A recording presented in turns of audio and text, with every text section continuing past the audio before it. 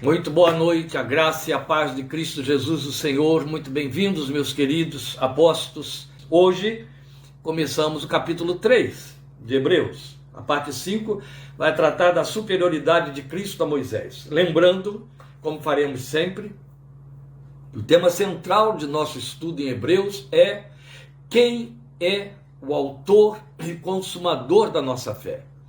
E a carta se propõe a nos mostrar Jesus, a nos trazer uma revelação real de Cristo Jesus, divino, o Cristo de Deus, nosso Redentor, o autor da nossa fé, tal como Ele é na sua missão, nas suas funções, na sua glória. E toda a nossa relação com Ele, resposta que pela fé, construto muito trabalhado pelo autor de Hebreus na carta, fé, pela fé nós devemos dar ao Senhor. Esta parte que vamos entrar hoje nós vamos trabalhar apenas com os 6 primeiros versículos do capítulo 3, porque é uma introdução a um texto bem maior. Ele vai começar a falar sobre a superioridade de Jesus ao sacerdócio aarônico, mas começa a mostrar a superioridade do sacerdócio de Jesus. Ele já começa anunciando aqui Jesus como sacerdote, apóstolo e sacerdote, o sumo sacerdote da nossa fé. E aí ele vai mostrar a superioridade de Jesus nessa sua função de sacerdote. Superioridade a Arão, superioridade a Moisés. Logo depois ele vai falar de Josué, mostrando também que Jesus foi onde Josué não foi, apesar das promessas. Para falar dessa superioridade toda, ele tem de trabalhar com esses atores do plano redentor de Deus para o povo de Israel. Ele tem de trabalhar com estas personagens que fazem parte da confissão judaica em posições muito nobres e elevadas, para mostrar que Jesus está acima de todos eles, porque o seu propósito é fortalecer a confissão destas vidas, para quem ele está escrevendo, e especialmente porque correm o grande risco de descambar, se desviar da sua confissão e voltar para a velha aliança da qual tinham saído pela fé em Jesus. Bem, isso estaremos lembrando sempre a vocês, porque é o trabalho desta carta. Nós precisamos estar muito conscientes disso em todo o tempo. Bem, nesta introdução de hoje, que é uma introdução de uma introdução maior. Porque, na verdade, ele está introduzindo essa questão da superioridade de Cristo ao sacerdócio aarônico por todo o capítulo 4. Só no capítulo 5 é que ele vai tratar deste assunto.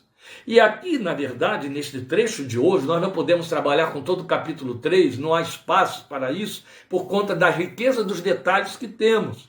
Por menos tempo que a gente gaste hoje, não podemos entrar no restante do capítulo 3, a não ser quinta-feira que vem, parte 6, porque há muita riqueza aqui e há muita riqueza ali. E aí a gente vai perder. Nós não queremos isso. Então, vamos ficar com a introdução da introdução hoje, e eu faço a leitura com vocês aí de 1 a 6 do capítulo 3 do nosso texto, da carta aos Hebreus. Portanto, santos irmãos, participantes do chamado celestial, fixem os seus pensamentos em Jesus, apóstolo e sumo sacerdote que confessamos. Ele foi fiel àquele que o havia constituído, assim como Moisés foi fiel em toda a casa de Deus. Jesus foi considerado digno de maior glória do que Moisés. Da mesma forma que o construtor de uma casa tem mais honra do que a própria casa. Pois toda casa é construída por alguém, mas Deus é o edificador de tudo. Moisés foi fiel como servo em toda a casa de Deus, dando testemunho do que haveria de ser dito no futuro. Mas Cristo é fiel como filho sobre a casa de Deus. E esta casa somos nós, se é que nos apegamos firmemente à confiança e à esperança da qual nos gloriamos. A melhor tradução para este finalzinho do versículo 6 é: uma vez que nos apegamos firmemente à confiança e à esperança da qual nos gloriamos. Esta é a tradução que torna mais explícito para nós o significado do que o autor da carta quis dizer aqui. Bem, nós vamos então hoje trabalhar com este momento em que ele começa a fazer uma comparação entre Cristo e Moisés. Então a superioridade começa aí a partir do momento em que ele vai para o grande exponencial da fé judaica, que é Moisés. Lembremos, Moisés é o legislador. E uma vez como legislador, ele lançou os fundamentos da fé daquele povo até os dias de hoje. Os judeus estão apegados à lei até os dias de hoje. Não conhecem, por exemplo, a revelação do Novo Testamento, que veio nos dizer que a lei não justifica ninguém, que pela lei ninguém poderá ser salvo. E eles não têm, de fato, essa esperança de salvação, porque ficaram presos ali. Mas Moisés foi o legislador, aquele a quem Deus trouxe a primeira revelação. E ela regeu toda a confissão. Nada mais foi diferente, mudou a partir dali. Mesmo que você entre pelos livros históricos, pelos livros poéticos, especialmente nos salmos poéticos, e nos profetas, maiores ou menores, todos estão atrelados à lei. Todos. Eles fazem os desdobramentos da lei, os aplicativos da lei. E Salmo 119, por exemplo, ele canta a lei.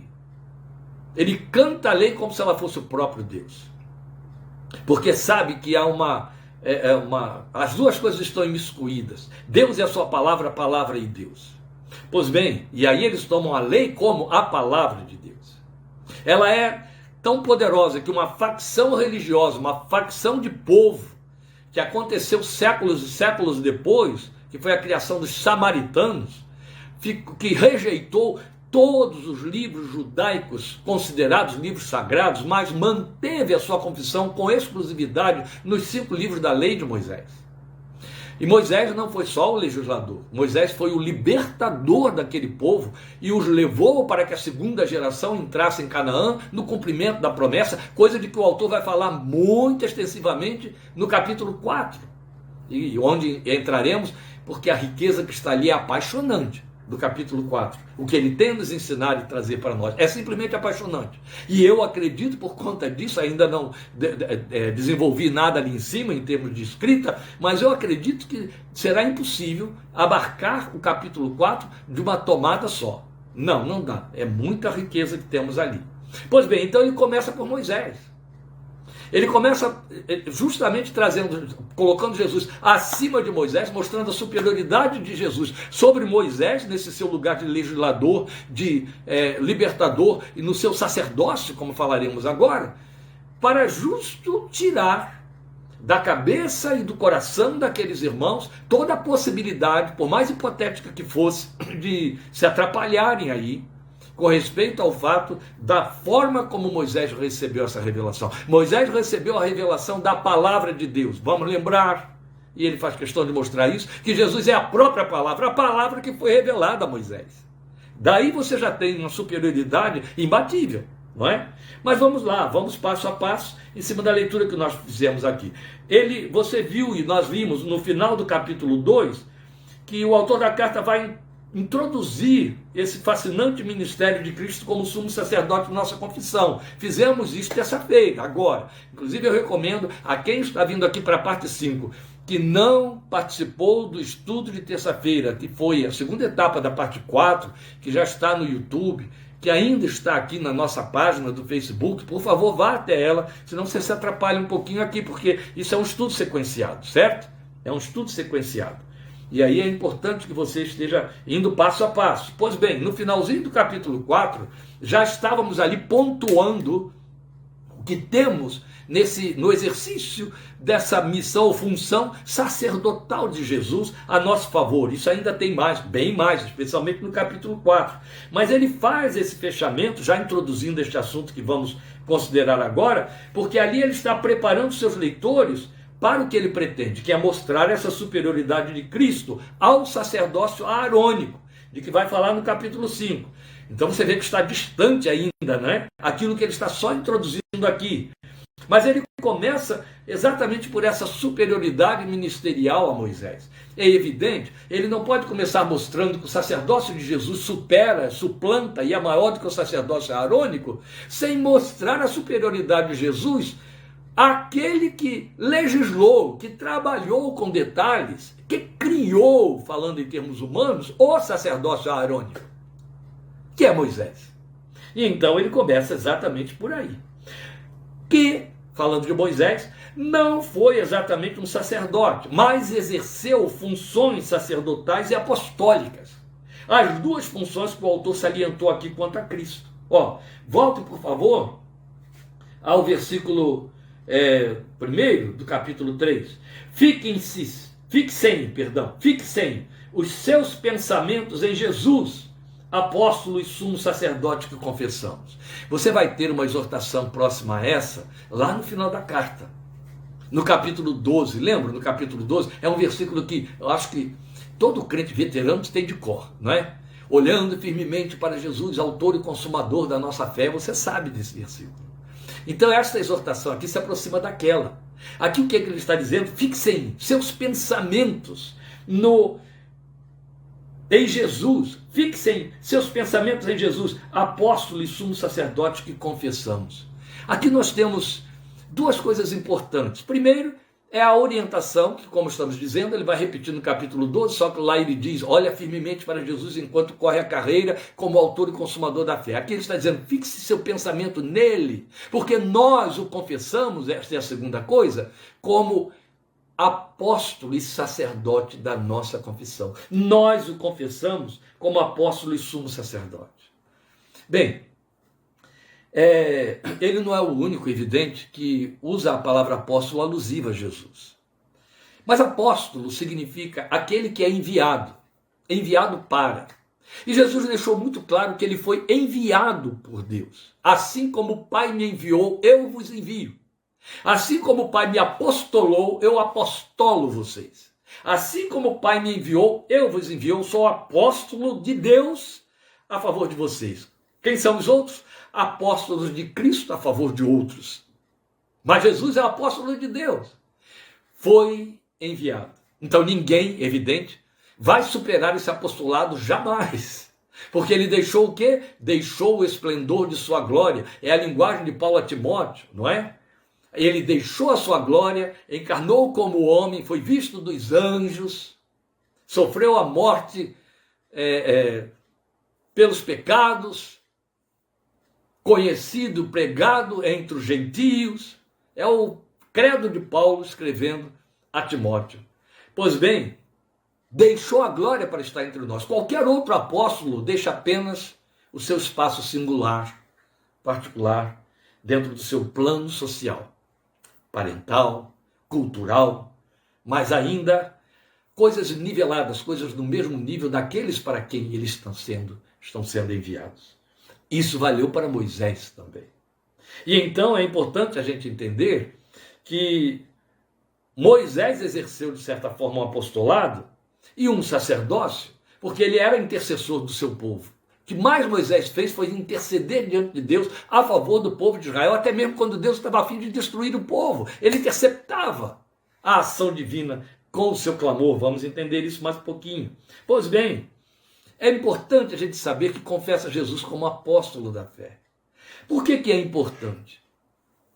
Porque por mais verdadeira que seja a nossa visão dele entronizado, dele assentado à majestade, à direita da majestade nas alturas, Jesus no céu, nós não podemos nunca, jamais, é o centro nervoso da verdade confessional, jamais perder o sentido, a consciência profunda, bem no coração, de que Jesus nos foi enviado a nós. Isso fala da sua encarnação.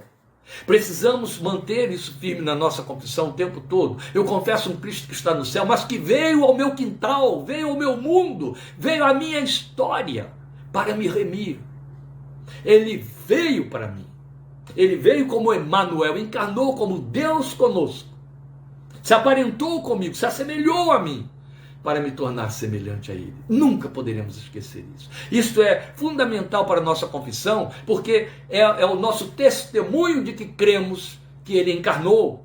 E aí lembremos o que João disse: quem nega a encarnação de Cristo é do maligno, é do anticristo. O espírito do anticristo nega a encarnação do Filho de Deus, porque é toda a derrota dele. Toda a derrota do império das trevas está no fato de que Jesus encarnou e derrotou a morte. Falamos disso terça-feira, não é? E vocês sabem bem que a gente não pode estar repetindo isso aí, porque senão a gente não vai para lugar nenhum, né? Pois bem, neste trecho então, ele vai enfocar essa superioridade de Cristo a Moisés, o homem servo fiel. É bom a gente lembrar que esses títulos cabem em Moisés. O homem servo fiel. Ele foi servo e foi fiel no seu serviço. Bem, então antes de estabelecer os contrastes, eu chamo a sua atenção de novo para o versículo 1, quando ele diz, portanto, santos irmãos, portanto, por que ele usa esse advérbio, portanto? Porque ele está trabalhando com o finalzinho do capítulo 2, ele está dando uma sequência, portanto, santos irmãos, participantes do chamado celestial, fixem os seus pensamentos em Jesus, apóstolo e sumo sacerdote, que confessamos. Santos irmãos, participantes do chamado celestial. Pois bem, chama então nossa atenção esses títulos de que ele se serve para se dirigir a seus leitores, que em caráter de igreja, ou seja, como igreja, também nos pertencem impreterivelmente. Você não pode, em hipótese alguma, imaginar que a igreja tem uma característica que se perdeu no passado, senão ela deixa de ser igreja. Se a igreja no passado, nos primórdios, foi chamada de um corpo de santos irmãos, participantes do chamado celestial, santos irmãos participantes do chamado celestial, esse título permanece. Se eu sou igreja, eu tenho de ser igreja como a igreja primitiva foi. É a mesma natureza, nascida do mesmo Espírito. Logo, esse título esses títulos nos pertencem. Pertencem a mim, pertencem a você, santos irmãos, participantes do chamado celestial. São apodos que não são dados em caráter de cortesia, isso não é elogio. Na verdade, é uma identificação. São adjetivos identificadores. Pense comigo. A construção gramatical aqui está muito bonita, muito perfeita. Ele poderia ter dito irmãos santos, e você teria entendido da mesma maneira. No entanto, santos irmãos, essa mudança do adjetivo intensifica a ênfase. É semelhante à diferença entre dizer um grande homem e um homem grande. Eu estou dizendo coisa completamente diferente quando eu designo alguém como um grande homem ou o defino como um homem grande. Você entende disso, eu acho que não precisa nem explicação, não é? Mas a primeira expressão, ela tem conotação moral, um grande homem, não é verdade? E a segunda é física, é temporal. De igual maneira, nessa fraseologia dele aí, irmãos santos pode apontar o fato de serem pessoas diferentes de outras, não santas, ou até impuras. Mas santos irmãos fala de categoria, fala de corpo formado por vidas separadas com um propósito. É esta a finalidade com que ele está falando, porque ele faz o reforço logo na fraseologia seguinte. Por quê? Porque logo em seguida ele vai dizer o quê? Participantes do chamado celestial. Sempre a ideia de santo, ser santo, tem a ver com chamado. Chamados para ser santos, Paulo fala em Romanos capítulo 1. Porque santo significa separado. Pretende-se, entende-se, que a própria palavra igreja, no grego, eclésia, por causa da preposição ek, junta a palavra eclésia, que vai lembrar o verbo chamar, e ek é para fora, chamado para fora, lembra a ideia de que somos chamados para fora do mundo e dentro da vontade de Deus, da igreja sendo um corpo de separação, um corpo separado para Deus, que atende ao chamado, os que são chamados. Então santidade, ser santo, tem a ver com ser chamado. Por isso que a colocação dele foi muito bem feita, ela foi perfeita, quando ele fala de santos irmãos. Ele está falando então da categoria, para mostrar nesse reforço da expressão participantes do chamado celestial, que alcança sentido mais intenso no fim do versículo 6. Vamos para lá, porque é muito importante considerar isso. Então pulem comigo, por favor, para o final do versículo 6, quando ele diz assim: se é que nos apegamos firmemente à confiança e à esperança da qual nos gloriamos. Lembram que quando fizemos a leitura, eu mostrei aqui para vocês que uma tradução melhor seria afirmar, no lugar de se é que nos apegamos firmemente à confiança e à esperança da qual nos gloriamos, seria dizer, uma vez que nos apegamos firmemente à confiança e à esperança da qual nos gloriamos. W.W., né?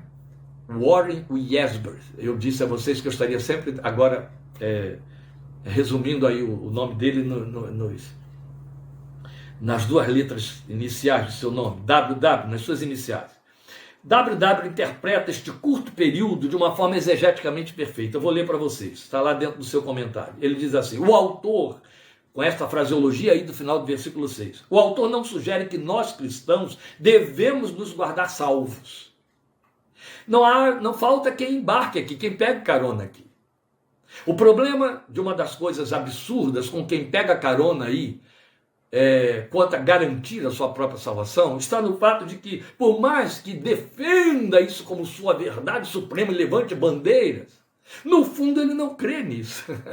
Aquele que crê que está salvo depende dele, porque na verdade isso atende àquela ambição carnal do ser humano de querer ter controle sobre a sua espiritualidade e sobre a sua própria salvação, para não ter que depender de Deus totalmente, ou se sentir devedor para devolver alguma coisa a Deus, e aí entra por dentro do terreno da meritocracia e tantas outras coisas nas quais afundou a igreja medieval e ficou escravizada e presa até hoje, e assim perdeu a verdade e caiu da graça. Olha o perigo que esse povo evangélico que acredita, alguns evangélicos, uma grande massa evangélica que acredita que a garantia da salvação está na sua mão, na sua vontade, nas suas atitudes, corre. Porque, na verdade, ao pensarmos que nós poderíamos, então, garantir a nossa própria salvação, nós estaríamos tirando da mão do Espírito Santo todo o controle, a garantia, a certeza e a nossa segurança. Então, voltando a WW, o autor não sugere que nós cristãos devemos nos guardar salvos. Tal afirmação seria uma contradição do tema central do livro. Ele põe 2 pontos. A obra consumada de Cristo e seu ministério celestial que garante a salvação eterna. O que garante a nossa salvação eterna? A obra que Jesus consumou. A sua intercessão por nós.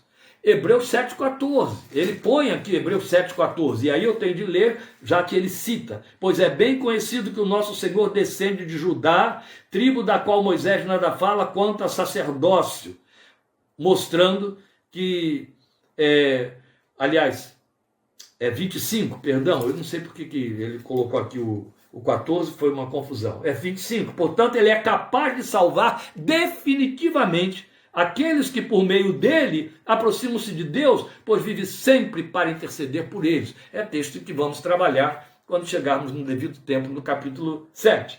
Pois bem, continuando, WW ele diz, antes, o autor da carta está dizendo que os que se guardam firmes em sua ousadia e esperança provam que são verdadeiramente nascidos de novo. É a linguagem que nós dissemos que numa tradução não muito feliz, colocou aqui, se é que nos apegamos firmemente à confiança e à esperança da qual nos gloriamos, quando deveria ser, uma vez que nos apegamos firmemente à confiança e à esperança da qual nos gloriamos, porque estamos falando de testemunho. E isso vai ser melhor defendido e definido no estudo da próxima semana, o Hebreus, a parte 6 do nosso estudo. Então, na verdade, voltando ao que temos aqui, quando ele diz lá, participantes do chamado celestial. O participante não significa aqueles que se decidiram por atender ao chamado celestial. Não, eles são participantes, trazidos para dentro, convocados, alcançados por Deus. Então, posto isto, o autor de Hebreus sabe da importância de colocar Moisés e Cristo frente a frente no espelho da confissão dos seus leitores judeus convertidos, uma vez que os 2 personagens de maior registro, de maior influência e de maior importância na confissão judaica eram Abraão e Moisés. E entre um e outro, entre Abraão e Moisés, somente Moisés exerceu a função de legislador e libertador do povo que nasceu em Abraão. Mais para frente, o autor vai mostrar a superioridade de Cristo a Abraão também. Então é importante que agora ele ponha Cristo e Moisés frente a frente da nossa fé, para que possamos avaliar e perceber esta superioridade de Cristo a Moisés. Então ele começa comparando os níveis de fidelidade de Cristo e de Moisés. Veja, níveis de fidelidade. No versículo 2, ele diz, ele, Jesus, Jesus. Ele foi fiel àquele que o havia constituído, assim como Moisés foi fiel em toda a casa de Deus. É o versículo 2. Cristo é apontado como aquele que foi fiel a quem o constituiu. Aí apóstolo. Quem constituiu Jesus, esse apóstolo, e sumo sacerdote da nossa fé, Deus Pai. Ele foi fiel a Deus Pai, aquele que o constituiu. E isso então aponta ao seu apostolado, certo? Foi fiel por quê? Porque obedeceu. Não teve por usurpação ser igual a Deus, mas aniquilou-se a si mesmo, esvaziou-se a si mesmo, tomando a forma de homem, e uma vez na forma de homem se fez servo. Filipenses 2, de 5 em diante, que citamos semana passada. Pois bem, quanto a Moisés, o que ele vai mostrar aqui para nós? Moisés foi fiel ao povo. Volte ao texto. Ele, aqui é Jesus, não é? Então Jesus foi fiel àquele que o havia constituído, assim como Moisés foi fiel em toda a casa de Deus. Estamos com parâmetros diferentes aqui. Olha bem, Cristo fiel a Deus que o constituiu. Moisés fiel ao povo que Deus formou para Moisés liderar. Isso faz toda a diferença. Então o nível de fidelidade se diferencia intensamente. A fidelidade de Moisés a homens, ainda que louvável, porque é claro, fidelidade será sempre louvável, né? A não ser o que não presta, mas ele foi fiel, não foi garantia para que não desobedecesse a Deus na tentação no deserto de peregrinação. Lembram quando feriu a rocha 2 vezes, lá em Massá. Ele deu o nome àqueles lugares de Massá e Meribá por conta disso mesmo. Feriu a rocha 2 vezes. Aí ele ofendeu a santidade divina. Isso lhe custou a proibição de entrar em Canaã. Vocês lembram desse episódio que é trágico? Moisés foi fiel ao povo. Porque foi fiel ao povo, estava atrelado ao povo. E o resultado é que ele estava atrelado a um objeto que é mutável. Então, por ser fiel a seres mutáveis e falhos, isso fez dele uma fidelidade totalmente diferente da de Jesus. Ser fiel a seres mutáveis e falhos é muito diferente de ser fiel ao Deus imutável. Porque você fica em função da sua fidelidade. Moisés então girou em função do povo, enquanto Jesus girou em função de Deus. Em primeira instância, em primeiro plano. Todavia foi mais fácil a Moisés ser fiel ao que era visível. Mas na falha do povo que o provocou a ira, ele prevaricou contra Deus. Por ser fiel ao povo, provocado a ira pelo povo, ele quebrou um tipo que Deus instituiu ao ferir a rocha 2 vezes, a rocha era Cristo. E aí Deus o puniu, não deixando que ele entrasse com toda aquela geração em Canaã. Isso lhe custou um preço caro demais. Pois bem, então os níveis de fidelidade são muito diferentes. Moisés fiel ao povo e Jesus fiel a Deus. É muito importante porque a Bíblia manda a mim e a você, Pedro fala isso, seguir um dos passos de Jesus, para que o imitemos. E aí, vale dizer a líderes, pastores, aqueles que estão sempre comprometidos com o povo a quem pastoreiam, que a fidelidade ao povo não pode superar a fidelidade a Deus. O povo é mutável. O povo muda de conceitos, de ideia. O povo muda de vontades. O povo é falho. E além disso, haverá sempre a oportunidade, isso vale para a família, para parentes, para amigos, para sociedades, isso vale para a ambiência de trabalho. Haverá sempre esse momento de tentação em que você vai ter de escolher entre ser fiel a quem está te pressionando ou fiel a Deus. E como a fidelidade de Deus pode ir na contramão da fidelidade aos homens, você vai ter que escolher. É esta a diferença entre Jesus e Moisés. Jesus foi fiel ao povo. E porque foi fiel ao povo, e ele está sendo elogiado por ter sido fiel ao povo. Mas essa fidelidade dele ao povo não pode ser equiparada de Cristo, que foi fiel a Deus. E o resultado é que ele pagou um preço muito caro, sofrendo a mesma sentença do povo a quem ele foi fiel, que não pôde, aquela geração não pôde entrar em Canaã. Pois bem, em seguida, ele vai mostrar para nós no versículo 3, Jesus foi considerado digno de maior glória do que Moisés.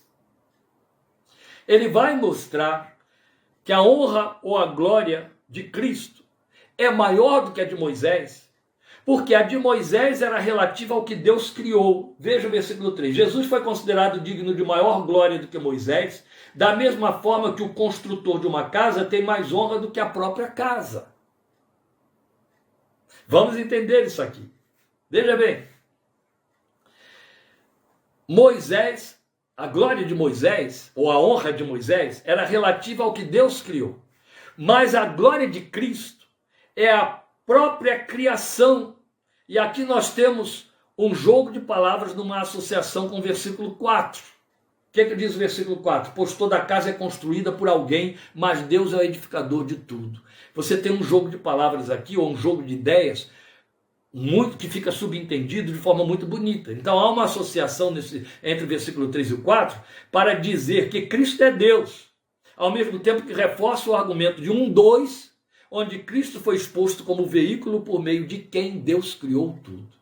Então Moisés tem a sua glória mensurada pelo fato de que ele está atrelado à glória da casa. Jesus é o próprio construtor da casa. E então a sua glória é maior do que a da casa. É isso que ele está dizendo. Tem maior glória o construtor da casa, do que a própria casa. Moisés foi fiel a toda a casa, e Jesus como o próprio construtor e fiel ao construtor, porque com isso, como eu disse no versículo 4, ele está fazendo um jogo de ideias. Ele vai mostrar que Cristo é Deus, ao mesmo tempo que reforça o argumento de 1:2, onde Cristo foi exposto como o veículo por meio de quem Deus criou tudo. Fez tudo por ele, por meio dele e para ele. Já foi discutido isso aqui. Então é muito bonito pensar no fato de que a glória de Cristo é maior do que a de Moisés, pelo fato de que Moisés foi fiel a uma casa que foi criada. E Jesus é o próprio construtor, o criador da casa. Por isso a sua glória tem de ser maior. Então é como se ele estivesse dizendo, trocando em miúdos, para aqueles seus...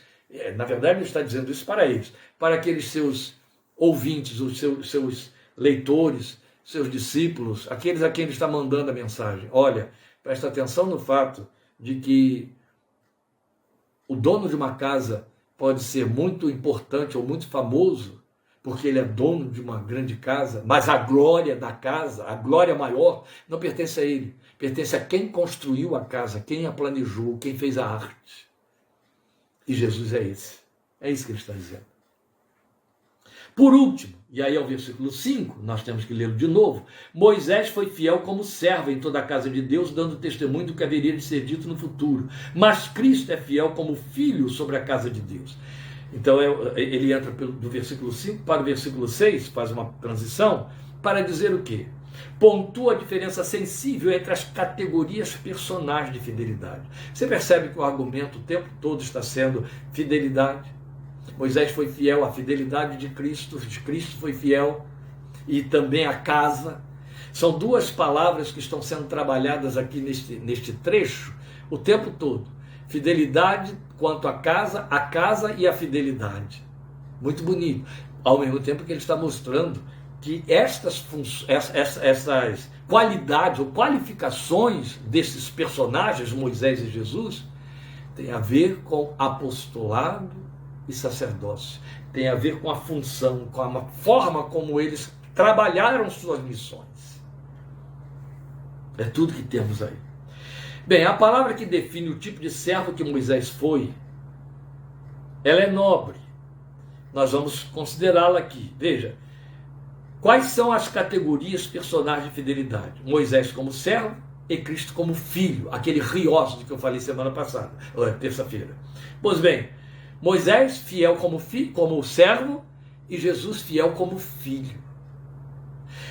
É muito importante que você considere o fato de que, por mais nobre que seja a palavra que for usada para definir Moisés como servo, porque ele faz uso de uma palavra no grego que só entra aqui, só existe aqui.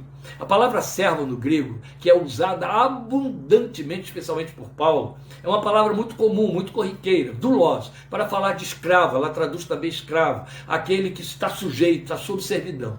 E a palavra que foi usada aqui para definir Moisés como servo não é doulos, é uma outra palavra mais nobre para falar daquele servo voluntário, aquele que serve por paixão, ele serve porque ele desejou servir. Então exerce uma função voluntária motivada por suas paixões. Deus conquistou essa paixão no coração de Moisés a partir de Êxodo capítulo 3.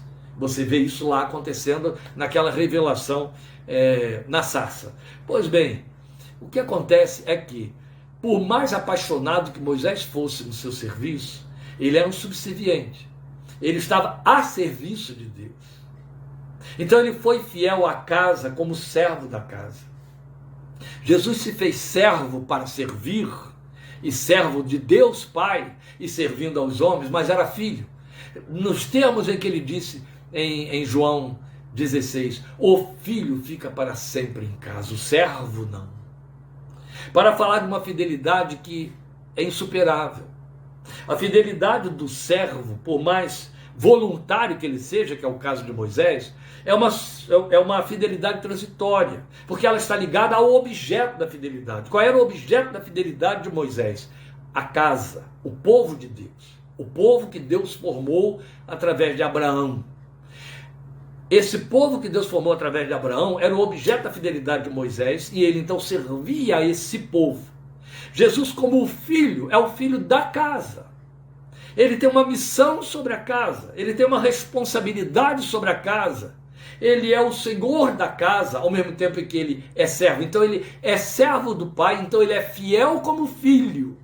Fiel como filho tem muito mais do que paixão, tem o nome envolvido. Daí ele dizer em João 17, eu lhes fiz conhecer o teu nome.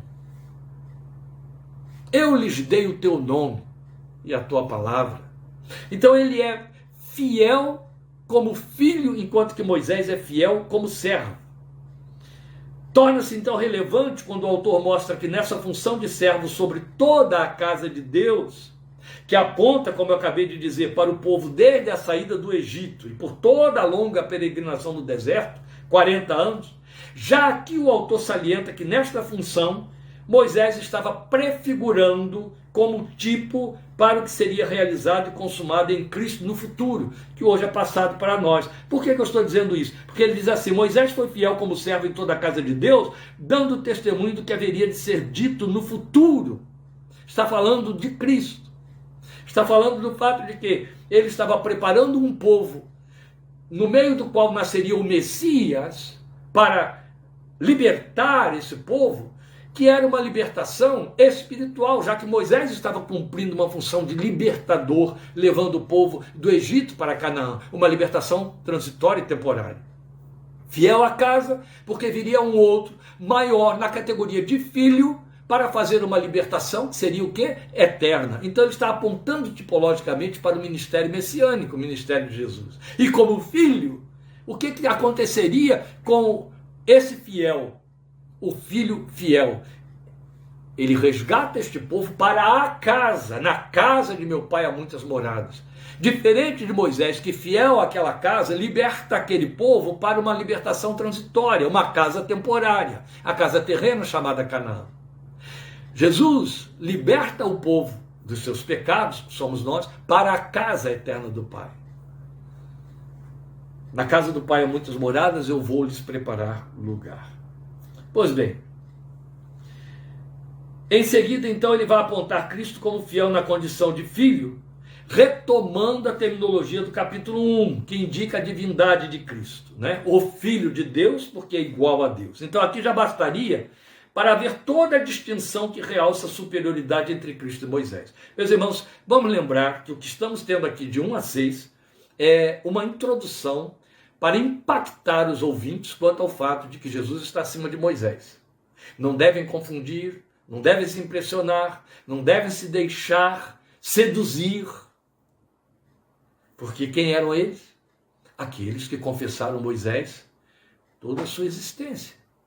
Como lembram da parábola do rico e do Lázaro, que o personagem da parábola criado por Jesus, o rico que morre, que está perdido, ele roga a Abraão, que está lá no céu, que ele está vendo, que envie alguém à sua casa para que pregue para eles, para que não venham parar os seus irmãos no lugar do tormento em que ele estava.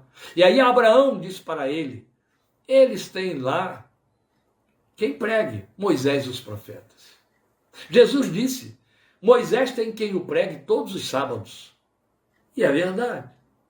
Então eles estavam acostumados à ideia de que eram seguidores de Moisés. Eles liam e ensinavam Moisés, a lei, em cada uma das suas reuniões. Então o autor está tendo esse cuidado aqui de prepará-los para o que ele vai provar daqui em diante, essa superioridade de Cristo a Moisés, com toda a seu lugar histórico dentro daquela confissão. Bem, aí nós vamos ver que o argumento levantado em 2, de 14 a 17, se conclui. Por isso que ele começa o capítulo 3, versículo 1, dizendo, portanto, o que tínhamos lá em 14 a 17? Nós tínhamos lá em 14 a 17, que discutimos terça-feira agora, ontem de ontem, que Jesus se humanizou, encarnou, para tomar forma humana e então divinizar os homens através da sua ressurreição, vencendo a morte, vencendo o poder da morte. Quando estamos dizendo aqui que esse argumento, essa apologia que ele faz em 2, de 14 a 17, se conclui, é porque ali ele procurou mostrar que Jesus assumiu condição humana para tornar os homens filhos de Deus, seus irmãos. O que estamos dizendo aqui? Moisés não podia fazer mais do que levar aquele povo a viver a libertação que ele mesmo experimentou na condição de fugitivo. O que Moisés fez? Fugiu do Egito 40 anos e ficou lá no deserto, junto com Jetro, de quem ele se tornou genro. Não é verdade? Pois bem, ele então só podia oferecer esse tipo de libertação àquele povo, de uma opressão para um lugar de liberdade. Mas não podia mudar a qualidade, a condição, as características deste povo. O máximo que aconteceria é que de escravos passariam a ser livres, como ele, que de escravo, né, de certa forma, porque ele se identificou com o povo hebreu, que era seu povo, se tornou livre através de uma fuga. Mas o que Jesus faz é totalmente diferente. Como apóstolo, ele se humaniza, ele vem até nós. Na sua missão de apostolado, ele vem até nós. Então se humaniza e nos redime na qualidade de filho de Deus, nos tornando o quê? Filhos. Então não apenas livres, libertos de uma liberdade, de um estado de servidão, mas uma vez libertos, colocados na posição de filhos. Só ele poderia fazer isso por ser filho. Moisés não podia dar entrada de ninguém na casa eterna de Deus. Moisés era servo. Mas Jesus, o Filho, podia então nos tornar seus filhos de Deus e seus irmãos. Na sua condição de filho, nos trazendo a sua natureza filial. Daí a Bíblia dizer que Deus enviou para o nosso coração, para o coração dos que creem, o Espírito do seu Filho que clama, Abba. Esses textos gloriosos de Romanos e de Gálatas, Romanos 8 e Gálatas 4, em cima dos quais poucos param para entender ou pensar, eles são de um poder de revolução confessional extraordinário. Porque quando o texto diz que Deus enviou para o nosso coração o Espírito do seu Filho que clama Abba, que quer dizer Pai, Pai da intimidade, o Pai doméstico, ele está dizendo que nós fomos potencializados pelo Espírito para sermos filhos e para nos relacionarmos como filhos a Ele nas mesmas condições em que Jesus se relacionou. Então nos tornamos filhos na medida do Filho. Foi Jesus que tornou isso possível por ser filho.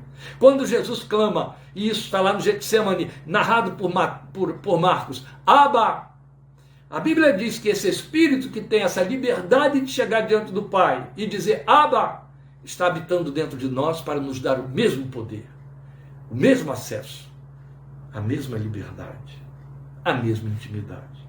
Então, como filho sobre a casa de Deus, Jesus é fiel tanto a Deus quanto à casa de Deus, o que nos remonta à beleza de significado da oração sacerdotal em João 17, 22 e 23. Este é um texto de entendimento sensível. Eu vou ler, e aí vamos estar encerrando, mas eu quero que você me acompanhe, por favor, em João 17, 22 e 23, a oração sacerdotal, em que Jesus diz assim: dei-lhes a glória que me deste, para que eles sejam um, assim como nós somos um. O que ele está dizendo? Pai, eu e tu somos um.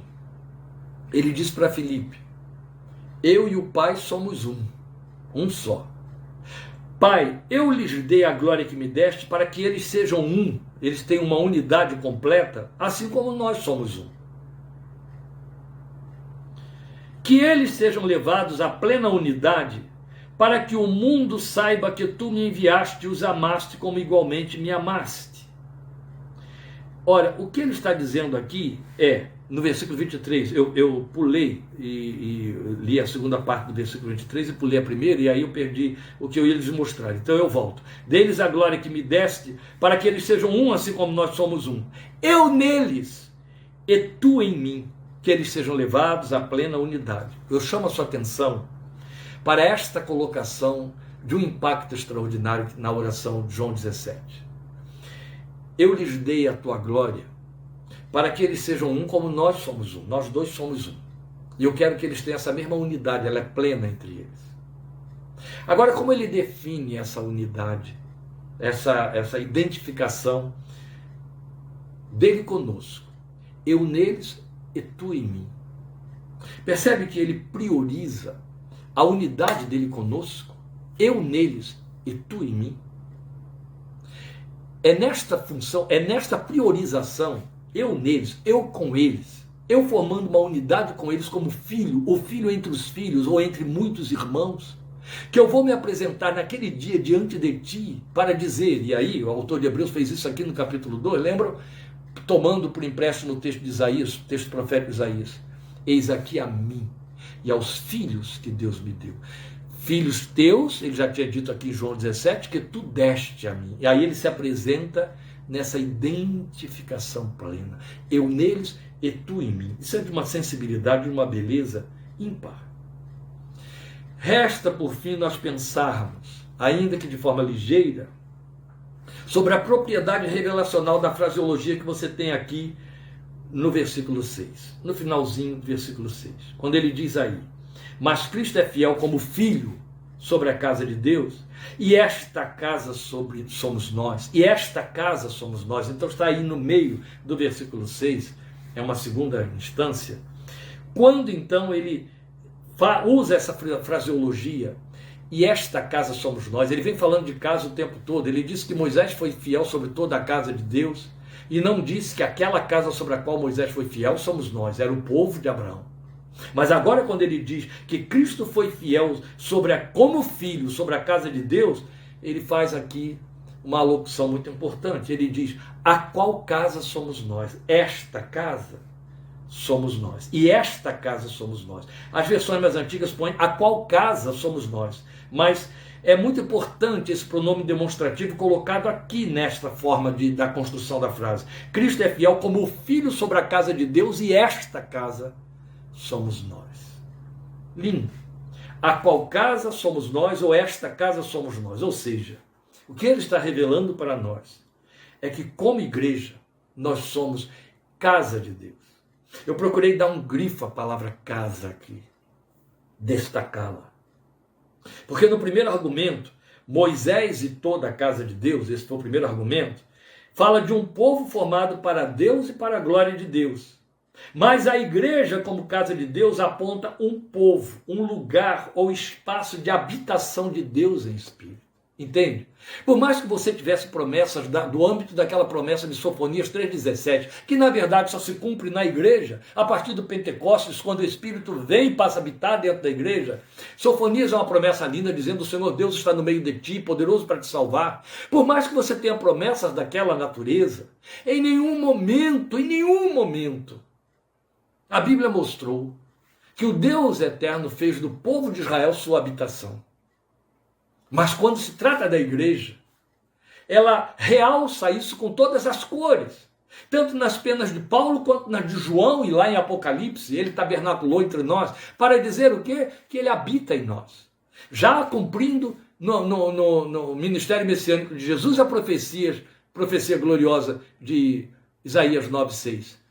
O seu nome será Emanuel, que aí Mateus traduz para nós dizendo que traduzido é Deus conosco. Paulo vai nos dizer em 1 Coríntios 6,19 e em 2 Coríntios também 6,19 e 20, que Deus habita pelo seu Espírito dentro de nós, que fez do nosso corpo o templo do seu Espírito. E aí em Efésios, vamos lembrar, estudamos em Efésios capítulo 1, ele diz que nós fomos feitos casa espiritual, no meio da qual Deus habita. Pedro reforça isso. Pedro diz que como pedras vivas, nós estamos sendo achegados a Cristo, a pedra de esquina, para lhe elevar para Deus um santuário para Deus. Nós somos o templo do Deus vivo, é a expressão de Paulo. Isso tudo para falar que a igreja é este conjunto onde Deus habita. Então não é um lugar de referência, é lugar de habitação divina. Isso muda tudo. Isso não só nos traz um sentimento de profunda segurança e de glória, mas também de responsabilidade muito grande. Então, não é um povo formado para Deus e para a glória de Deus, mas um povo formado para lugar da habitação de Deus neste mundo, na história. Onde você estiver, onde a igreja estiver, e há 2000 anos ela está neste planeta, enquanto a igreja estiver aqui, Deus está passando por este planeta, Deus está habitando neste planeta, através da nossa vida. Nossa responsabilidade é impagável. Esta é a razão porque na revelação de Apocalipse capítulo 1, você vai ver as igrejas representadas ali em 7 formas, em 7 faces, não é? Na forma de candelabros, e o texto diz que no meio dos candelabros estava o Cristo de Deus. Ele está no meio do seu povo. A igreja é o lugar da sua habitação. E as pessoas cometem uma insolente, eu chego a dizer, se não for uma blasfêmia, meus irmãos, não deve nada para a blasfêmia. Essa conceituação de templo, de lugar de reunião de crentes como sendo casa de Deus. Casa de Deus somos nós, o texto está dizendo. Jesus deixou muito claro que nem no templo de Jerusalém, nem no de Gerizim, Deus seria adorado. Mas em espírito e em verdade. Ele habita no meio do seu povo. E ele habita no coração de cada um que constitui esse povo. Casa de Deus somos nós. A dilatação do significado disso, em termos de seu impacto, de sua eloquente pregação, promessa, é imensa. Porque quando diz que somos o lugar da habitação de Deus, isso significa minimamente que quem trata conosco, quem esbarra conosco, quem faz intercessão na nossa vida, precisa encontrar o Deus que em nós habita. Eu vou repetir. Quem convive conosco, quem esbarra conosco, quem faz intercessões na nossa vida, não é na igreja, crentinho que senta do seu lado e canta. Cuidado, ali é muito fácil ser santo. Eu já disse e repito, e tem vários pastores que concordam comigo, o crente é divino quando ele abre a boca para cantar. Só ali. A verdade é que isso vale para o seu ambiente de trabalho, seu lugar de estudo, suas reuniões familiares, seu lugar de lazer, seu lugar de descanso, para o seu ócio, seu dinamismo, suas relações interpessoais. Quem esbarra com você tem de esbarrar com quem habita dentro de você. Quando ele não é achado, vale duvidar. Vale duvidar se ali há uma habitação divina. Nós somos feitos o espaço, a família, que se torna o ambiente de Deus na história desde que os últimos dias começaram há 12.000 anos. Amém? Deus te abençoe. Assim nós introduzimos o nosso profundo estudo que vem a partir do versículo 7, parte 6, semana que vem, e depois cresce no capítulo 4, quando vamos ouvir falar sobre o descanso de Deus para o seu povo. Isso tudo para introduzir a superioridade de Cristo sobre o sacerdócio arônico. Deus te abençoe e te guarde. Obrigado por sua companhia e participação. Estejamos juntos quinta-feira em nome de Jesus. E domingo, 17h30, a palavra de Deus, que recebemos do Senhor e queremos compartilhar com você, como a cada domingo temos feito. Será domingo em nome de Jesus. Deus te abençoe e até lá. Amém.